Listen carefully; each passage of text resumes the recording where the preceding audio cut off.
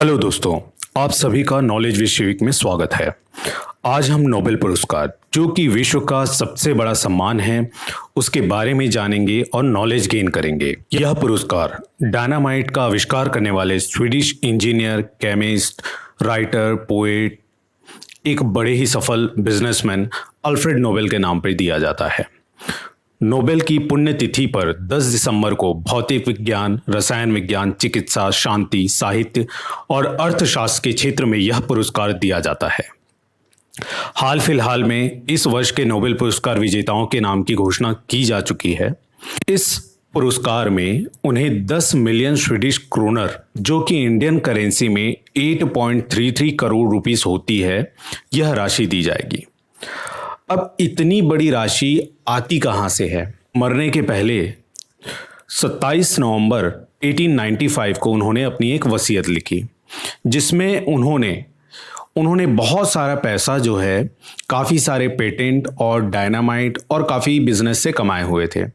तो एक बहुत बड़ा भाग जो है जन कल्याण का कार्य करने वाले लोगों को प्रोत्साहित करने के लिए, ताकि लोग ऐसे आविष्कार करते रहें जिससे जनमानस का लाभ प्राप्त हो।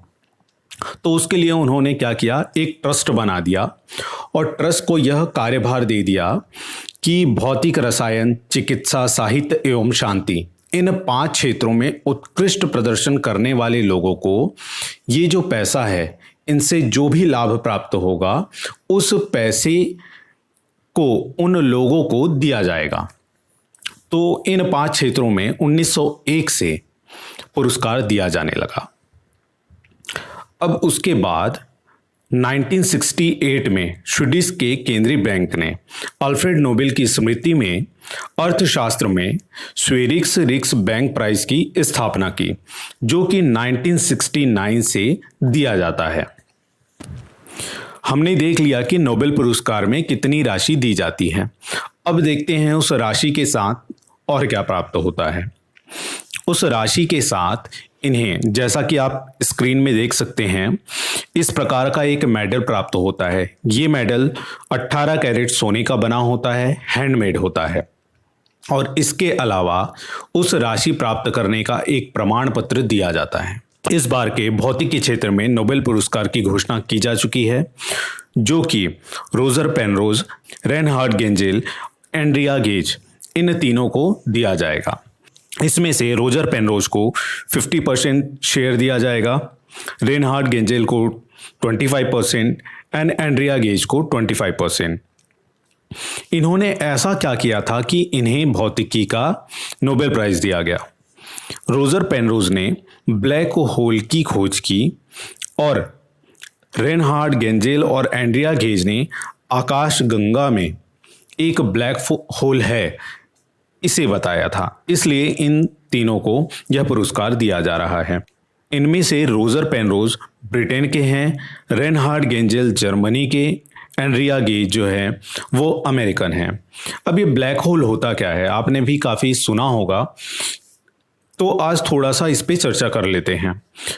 Black hole theory of relativity के अनुसार एक अत्याधुनिक शक्तिशाली गुरुत्वाकर्षण वाली खगोलीय वस्तु है, जिसके खिंचाव से प्रकाश भी नहीं बच सकता। मतलब उसमें ग्रेविटी इतनी ज़्यादा होती है कि आप कोई भी ऑब्जेक्ट उसके अंदर जाता है तो वह वापस नहीं आ पाता। इवन लाइट भी उसके अंदर गया तो उसको भी वो ऑब्जर्व कर लेता है, वह बाहर नहीं आ पाता है। अब इसकी खोज की किसने? रोजर पेनरोज ने। अब ब्लैक होल की खोज हो गई, लेकिन रेनहार्ड गेंजेल एवं एंड्रिया गेज ने बताया कि हमारी गैलेक्सी के बीच में ऐसा कोई ऑब्जेक्ट है, सुपरमैसिव कॉम्पैक्ट ऑब्जेक्ट है, जो सारी चीज़ों को अपने अंदर ले लेता है, बिल्कुल खींच लेता है। और उन्होंने इसके लिए दुनिया की सबसे बड़ी दूरबीन का प्रयोग किया और बताया कि सूर्य के द्रव्यमान से लगभग 43 लाख गुना बड़ा जो है विशालकाय ब्लैक होल है हमारी गैलेक्सी के बीच में। इसलिए इन्हें ये प्राइज दिया गया। अब देखते हैं हम कि फिजिक्स में और क्या चीज़ें हैं जो हमें जाननी है नोबेल प्राइज से रिलेटेड। भौतिकी के विभिन्न क्षेत्रों में वैज्ञानिकों को royal Swedish academy of sciences द्वारा प्रतिवर्ष भौतिकी में नोबेल प्राइज दिया जाता है, जो कि 1901 से, और इसी एकेडमी के द्वारा रसायन, केमिस्ट्री और अर्थशास्त्र, इकोनॉमिक साइंस, इसके लिए भी प्राइज वहीं से दिया जाता है। वहीं से दिया जाता है कहने का मतलब है कि उनको सर्च करने के प्रोसेस से लेके सारी जो गतिविधियां हैं वह यह एकेडमी करेगी। फिजिक्स का पहला नोबेल प्राइज 1901 में विलियम कॉनरेड रॉन्टजन को दिया गया था, जिन्होंने रॉन्टजन रेस की खोज की थी। 1956 एंड 72 में 2 बार पुरस्कार पाने वाले जॉन बर्दीन एकमात्र पुरस्कार विजेता हैं। एंड्रिया ऐसी चौथी महिला है जिन्हें भौतिकी के लिए नोबेल पुरस्कार दिया गया है, जिनमें से मैडम क्यूरी को तो आप जानते ही होंगे, मारिया गोपर्ट मेयर 1963 और डोना स्ट्रिकलैंड, इन्हें 2080 में यह पुरस्कार दिया गया है। 6 वर्षों तक 1916, 31, 34, 1940, 41 एंड 42, इन 6 सालों में भौतिकी का नोबेल पुरस्कार नहीं दिया गया है। अब हम देखते हैं कि रसायन के क्षेत्र में नोबेल का पुरस्कार किसे दिया गया है। आनुवांशिक कैंची का आविष्कार करने और उसका पता लगाने के लिए इमानुएल चार्पेंटियर एवं जेनिफर ए डाउडना को यह पुरस्कार दिया गया है।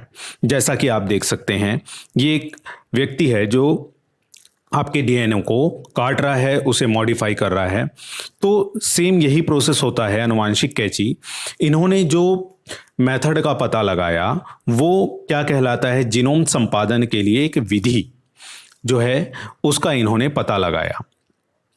इमैनुअल चार्पेंटियर जो हैं वह फ्रांस की हैं, जेनिफर ए डाउडना जो हैं अमेरिकन हैं। तो इन्होंने जिस विधि का पता लगाया तो उसे ऐसा क्या लाभ होता है कि इन्हें नोबेल दे दिया गया।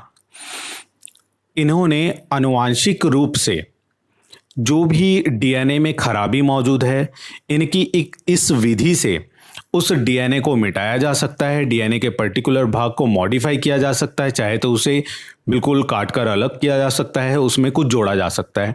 तो इसका क्या फ़ायदा होगा, जो आनुवांशिक रोग जो थे, जो लाइलाज थे, जिन्हें दूर नहीं किया जा सकता था, उन रोगों को भी अब दूर किया जा सकेगा। तो इसलिए इन्हें नोबेल पुरस्कार दिया गया। अब रसायन के नोबेल पुरस्कार से संबंधित कुछ तथ्य देखते हैं। यह पुरस्कार 63 बार एक वैज्ञानिक, कहने का मतलब यह है कि एक ही वैज्ञानिक को 63 बार नहीं दिया गया, 63 बार केवल, जैसे इस बार 2 वैज्ञानिक हैं तो एक एक वैज्ञानिक ही रहे हैं उसमें। 8 वर्षों 1916, 17, 19, 24, 33, 40, 41 एंड 42, इस समय के लिए रसायन का नोबेल पुरस्कार नहीं दिया गया था। अब तक 7 महिलाओं को केमिस्ट्री का अवार्ड मिल चुका है, जिनमें से एक मैडम क्यूरी भी हैं। इन्हें रेडियम के लिए मिला था यह अवार्ड। फ्रेडरिक सेंगर इकलौते ऐसे वैज्ञानिक हैं जिन्हें 2 बार केमिस्ट्री के लिए अवार्ड मिला है, 1958 एंड 1980 में। फ्रेडरिक जूलियट नोबेल पाने वाले सबसे युवा वैज्ञानिक हैं। जब इन्हें नोबेल पुरस्कार दिया गया 1935 में, तो यह उस समय 35 साल के थे।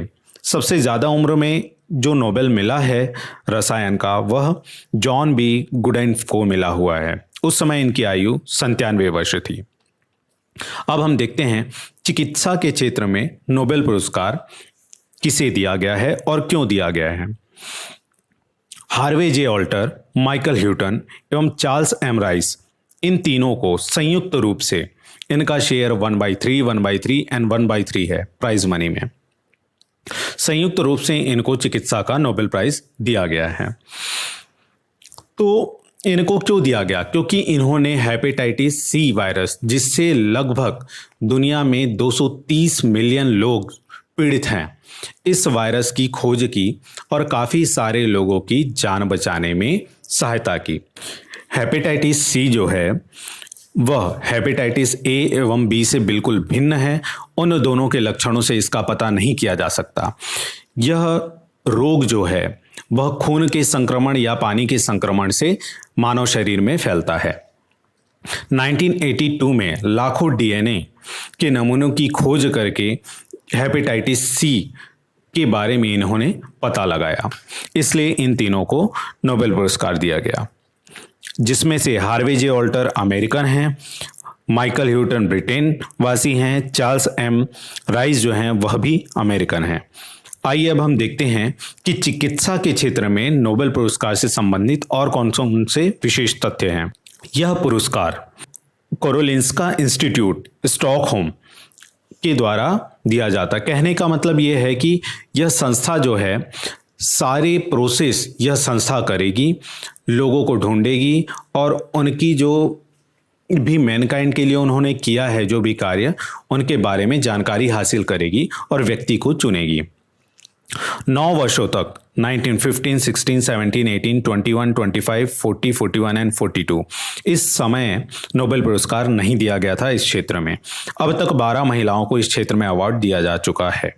चिकित्सा के क्षेत्र में सबसे कम उम्र में नोबेल पुरस्कार विजेता फ्रेडरिक जी बैटिंग है, जो कि 1903 में इनको पुरस्कार दिया गया तो केवल 32 वर्ष के थे। सबसे ज़्यादा उम्र में पुरस्कार पाने वाले पियर्सन रूस हैं, जो कि 1966 में इन्हें दिया गया तो 87 ईयर्स के थे। किसी को भी चिकित्सा के क्षेत्र में एक से अधिक बार पुरस्कार नहीं दिया गया है। आइए अब हम देखते हैं साहित्य के क्षेत्र में किसे नोबेल पुरस्कार दिया गया है। इस वर्ष का नोबेल साहित्य पुरस्कार अमेरिका की लुइस ग्लुक को दिया गया है। लुइस ग्लुक को उनके काव्य संग्रह एवेनो के लिए यह सम्मान दिया गया है। इन्हें नोबेल के अलावा पुलित्जर एवं अन्य साहित्यिक पुरस्कार भी प्रदान किए गए हैं। आइए अब हम देखते हैं कि साहित्य में नोबेल पुरस्कार से संबंधित अन्य तथ्य क्या हैं। अब तक केवल 4 बार एक से अधिक लोगों को यह पुरस्कार दिया गया है। 7 वर्षों 1914, 18, 35, 40, 41, 42, 43 इस समय साहित्य का नोबेल पुरस्कार नहीं दिया गया था। 1909 में स्वीडिश लेखिका सेल्मा लेग्लॉफ सम्मानित होने वाली पहली महिला थी एवं अब तक 16 महिलाओं को साहित्य के लिए पुरस्कार दिया जा चुका है। साहित्य में किसी को भी एक से अधिक बार नोबेल पुरस्कार नहीं दिया गया है। सबसे युवा साहित्यकार जिन्हें यह अवार्ड मिला है द जंगल बुक के लेखक रुडयार्ड किपलिंग थे, जो कि इनको 1907 में पुरस्कार दिया गया तो केवल 41 वर्ष के थे। सबसे ज़्यादा उम्र में साहित्य का नोबेल पुरस्कार पाने वाले साहित्यकार डोरिस लेसिंग थे। जब 2007 में इन्हें पुरस्कार दिया गया तो यह 88 वर्ष के थे। अर्थशास्त्र के क्षेत्र में नोबेल पुरस्कार। अर्थशास्त्र के क्षेत्र में नोबेल पुरस्कार 1969 से दिया जाता है, जैसा कि हमने चर्चा कर ली है। इस बार का यह पुरस्कार पॉल आर मिलग्रोम और रॉबर्ट बी विल्सन को दिया गया है। संयुक्त रूप से दोनों का शेयर 50-50% है और इन्होंने सही नीलामी की खोज के लिए एक बहुत ही अच्छा मेथड दिया, बहुत ही अच्छा सिद्धांत दिया, इसलिए इन्हें यह पुरस्कार दिया गया। जिनमें से पॉल और मिलग्रोम अमेरिकन हैं, रॉबर्ट वी विल्सन ये भी अमेरिकन हैं। अब हम देखते हैं कि अर्थशास्त्र के नोबेल पुरस्कार से संबंधित अन्य तथ्य क्या हैं। 1968 में स्वेरिक्स रिक्सबैंक स्वीडन के केंद्रीय बैंक ने नोबेल पुरस्कार के संस्थापक अल्फ्रेड नोबेल की याद में इस पुरस्कार की स्थापना की। एलिनोर ऑस्ट्रोम 2009 में अर्थशास्त्र में पहली महिला थी। एस्थर डुफ्लो दूसरी महिला बनी, जिन्हें 2019 में इस पुरस्कार से सम्मानित किया गया। इस प्रकार से देखते हैं हम केवल 2 ही महिलाएं हैं जिनको अर्थशास्त्र के क्षेत्र में यह पुरस्कार दिया गया है। अब तक इस क्षेत्र में 52 पुरस्कार दिए जा चुके हैं। अब तक अर्थशास्त्र में एक से अधिक नोबेल प्राप्तकर्ता नहीं हैं। सबसे कम उम्र के इस क्षेत्र में नोबेल प्राप्तकर्ता एस्टर डफ्लो हैं, जो कि 2019 में इन्हें जब पुरस्कार प्रदान किया गया तो यह 46 वर्ष के थे। सबसे ज़्यादा उम्र में इस क्षेत्र का नोबेल पाने वाले व्यक्ति लियोनीद हार्विकेज हैं, जो 2007 में सम्मानित होने पर 90 साल के थे। अब हम देखते हैं शांति के क्षेत्र में नोबेल पुरस्कार किसे दिया गया है। शांति के क्षेत्र में इस बार का नोबेल पुरस्कार वर्ल्ड फूड प्रोग्राम को दिया गया है। यह एक संस्था है जो कि आपातकाल परिस्थितियों में लोगों को खाना पहुंचाती है। इन्होंने 88 देशों में लगभग 10 करोड़ लोगों तक वर्ल्ड फूड प्रोग्राम की सहायता पहुंचाई है। इसका मुख्यालय इटली में है। इसकी स्थापना 1962 में की गई है। इनके पास 5600 ट्रक हैं, 30 पानी वाले जहाज हैं, 100 विमान हैं और इनके कार्यालय 80 से भी ज़्यादा देशों में हैं।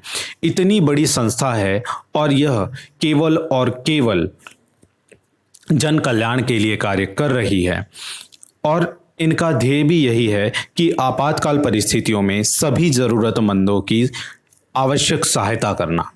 इसीलिए वर्ल्ड फूड प्रोग्राम को इस साल का नोबेल पुरस्कार दिया गया है। आइए अब हम देखते हैं शांति के नोबेल पुरस्कार से संबंधित अन्य तथ्य क्या हैं। यह पुरस्कार 2 बार 3 लोगों को दिया गया है। इस बार यह एक संस्था को दिया गया है। 19 वर्षों तक यह पुरस्कार नहीं दिया गया था। जैसा कि आप देख सकते हैं 1914, 15, 16, 18, 23, 24, 28, 32, 1939, 40, 41, 42, 43, 48, 55, 56, 66, 67 एंड 72 इन वर्षों के लिए यह पुरस्कार नहीं दिया गया था। अब तक 17 महिलाओं को यह अवार्ड दिया जा चुका है। सर्वाधिक रेड क्रॉस आईसीआरसी समिति को 3 बार यह अवार्ड दिया गया है। इसके अलावा आईसीआरसी के संस्थापक हेनरी डुनेंट को 1901 में यह अवार्ड दिया गया था। सबसे युवा नोबेल शांति पुरस्कार विजेता मलाला यूसुफजई हैं। 2014 में जब इन्हें शांति का नोबेल पुरस्कार दिया गया तो उनकी आयु 17 वर्ष थी। सबसे ज़्यादा उम्र में शांति का नोबेल पुरस्कार लॉरेंस जोसेफ रोडबेल्ट को दिया गया। जब 1995 में इन्हें यह पुरस्कार दिया गया तो वे 87 वर्ष के थे।